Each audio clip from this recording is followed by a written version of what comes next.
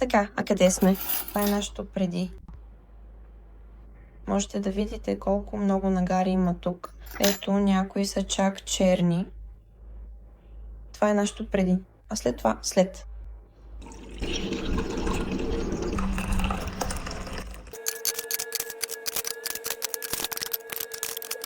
Току-що ги сложих, а водата вече е толкова ръждива.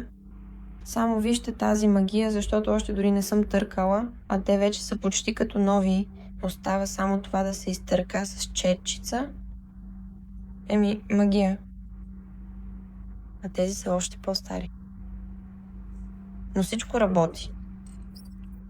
Разликата трудно може да не се усети, само виж само колко са сивички тези неща.